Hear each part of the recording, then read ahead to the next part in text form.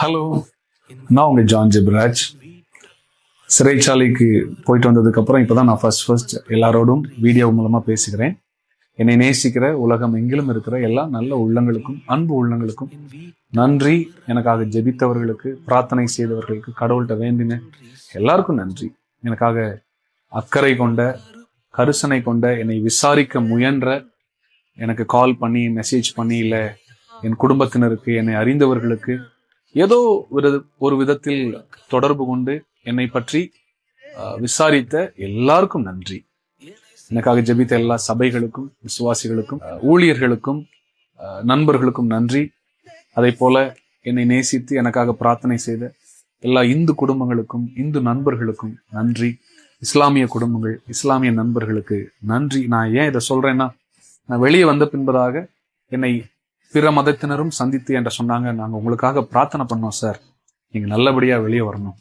அவர்கள் என்னிடத்தில் சொன்னது, எங்களுக்கு தெரியும் சார் நீங்க அதை செஞ்சிருக்க மாட்டீங்க, எங்களுக்கு தெரியும் சார் இது நிச்சயமாய் வெளியே வரும், நீங்க நீதிமானாய் வெளியே வருவீங்கன்னு எங்களுக்கு தெரியும் சார்ன்னு சொன்னாங்க. ஸோ என்னை நம்பின, என்னை நேசிக்கிற எல்லாருக்கும் நன்றி. மதங்களுக்கு உட்படாதவர்களும் நான் வெளியே வரணும்னு நீங்க நினைத்த நல்ல எண்ணங்களுக்காக நன்றி. Thank you so much. இந்தியா மட்டுமல்ல, பல நாடுகளில் இருந்து அநேகர் என்னை விசாரித்தீங்க, உங்களுக்கு நன்றி. தமிழ் மாத்திரமல்ல, பிற மொழி பேசுகிறவர்களும் எனக்காக ஜெபித்தீங்க. People from Telangana, Andhra, Karnataka, Kerala and North India and every part of India and all over the world, people who don't even know Tamil, because you are blessed by our ministries and our songs, you took time to inquire on us. Thank you so much. I am safe by the grace of God. God has brought me out safely and I'm safe. Thank you so much. இந்த video நான் போட காரணம், வருகிற 22ஆம் தேதி என்னுடைய பிறந்த நாள், October 22. என்னுடைய பிறந்த நாள் அன்று ஒரு புதிய பாடலை நாங்கள் வெளிவிட இருக்கிறோம் என்னுடைய யூடியூப் சேனல்ல. துதிகள் ஓயாது. இந்த பாடலுடைய ப்ரோமோ அநேகர் பார்த்து நீங்க ரியாக்ட் பண்ணியிருந்தீங்க. அநேகர் கண்ணீர் மல்க நீங்க கமெண்ட் போட்டிருந்தீங்க. அந்த பாடலை குறித்து நான் சொல்லணும். இந்த பாடல் நான் சிறைச்சாலையில் இருக்கும் பொழுது நான் பிரசங்கித்த அநேக பிரசங்கங்கள் எனக்கு ஞாபகம் வந்தது. குறிப்பாக ஆவியானவர் அதை ஞாபகப்படுத்தினார். அதுல ஒரு பிரசங்கம் தான் பேதுருவை குறித்து நான் பிரசங்கித்த ஒரு காரியம், ஒரு தாட். என்னன்னா, பேதுரு ஒரு மீனவன். ஒரு முறை இயேசு கிறிஸ்து இவர்கள் அலையில சிக்கி தத்தளித்த பொழுது கடலில் நடந்து வந்தார். பேதுருவை பார்த்து இயேசு சொன்னார், பேதுருவை நீ நடந்து வா, தண்ணீர் மேல நடந்து வா. பேதுரு உடனே இறங்கி நடந்தார். கொஞ்ச நேரத்துல பேதுரு தண்ணீருக்குள் மூழ்க ஆரம்பித்தார். பேதுரு தண்ணீருக்குள்ள மூழ்கினார். இயேசு அவரை காப்பாற்றினார். அப்ப எனக்குள்ள ஒரு கேள்வி ஓடினது. பேதுரு ஒரு மீனவன், அநேக நாட்கள் மீன் பிடிக்கிறவர். அதுவும் கலிலேயா கடல்ல தான் அவர் வருஷ கணக்குல மீன் பிடிச்சிட்டு இருக்கிறாரு. அந்த கடலுடைய நீளம், ஆழம், அகலம் எல்லாமே தெரியும். ஒரு மீனவனுக்கு நீச்சலும் தெரியும்.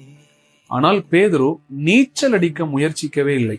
அது என்னை வெகுவாக அந்த செயல் என்னை வெகுவாக தாக்கினது. எப்படின்னா, ஒரு மீனவனா இருந்துட்டு எப்படி அவர் நீச்சல் அடிக்க முயற்சி கூட பண்ணல.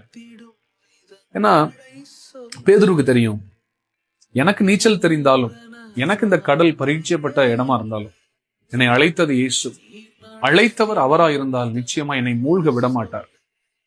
இந்த தாட் தான் என்னை ஜெயில பலப்படுத்தினார். ஏன்னா பேதுருக்கு ஒரு விஷயம் தெரியும், ஒருவேளை பேதுரு தண்ணீரில் மூழ்கி மரித்திருந்தால் மறுநாள் காலையிலே பேதுருவின் சரீரம், சடலம் அந்த கலிலேயா கடற்கரையின் ஓரமாய் மிதந்திருக்கும். அதை பார்த்த எல்லா கலிலேயர்களும் சொல்லியிருப்பார்கள், இந்த மனுஷன் இயேசு நம்பி தானே போனான், இயேசு தானே ஓடுனான், கடைசியில இப்ப எப்படி இருக்கான் பார், அவன் நிலைமைய பார். பேதுருக்கு ஒரு விஷயம் தெரியும், அந்த மாதிரி ஊர் பேசுவதற்கு நம்மை அழைத்தவர் ஒரு நாளும் விடமாட்டார். நம்மேல் இருக்கும் நீதியை பிரகாசிக்க பண்ணுவார். நம்மை அழைத்தவர் உண்மை உள்ளவர். நம் சார்பில் அவர் நமக்காய் வாதாடுவார்.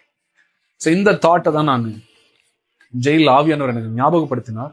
ஆகவே நான் வெளி வந்த உடனே நான் முதல்ல எழுதின பாடல் அதுதான்.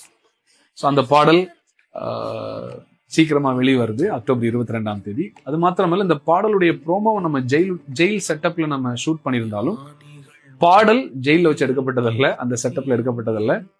ஆண்டவரை பாடுவதற்கு நம்ம வந்து ஒரு நல்ல லொகேஷனை தெரிந்தெடுக்கணும்னு சொல்லிட்டு இந்தியாவிலே மிக அழகான ஒரு லொகேஷன் நம்ம தெரிந்தெடுத்திருக்கிறோம். பாடலை பார்க்கிறவங்களுக்கு அது தெரியும். அநேகர் எதிர்பார்த்திருப்பீர்கள், அநேகர் நீங்க வந்து யோசிச்சிருப்பீங்க, அப்பா ஜெயில இருந்து வெளியே வராரு, நல்ல பாடல் வரிகளோட வருவார், விசேஷமா எதிரிகள் எல்லாம் அட்டாக் பண்ற மாதிரி ஒரு வரிகள் எழுத போறாரு. இந்த எதிர்பார்ப்பு அநேகருக்கு இருக்கும் என்று எனக்கும் தெரியும்.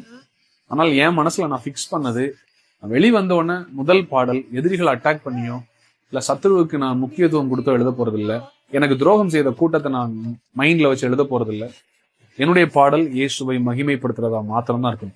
ஸோ இந்த பாடல் ஒரு ஆராதனை பாடலா, இல்ல ஒரு ஃபாஸ்ட் துதி பாடலா, இல்ல இது என்ன மாதிரி பாடல், ஒரு டான்ஸ் பீட்டா, என்னது அப்படின்னு நீங்க எதிர்பார்த்தீங்கன்னா, this is purely a love song between God and me.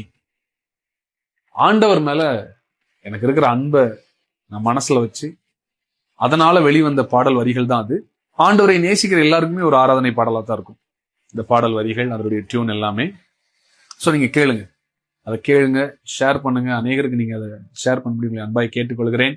God bless you. Thank you for your support. Continue to support us. We also will pray for you. Thank you so much.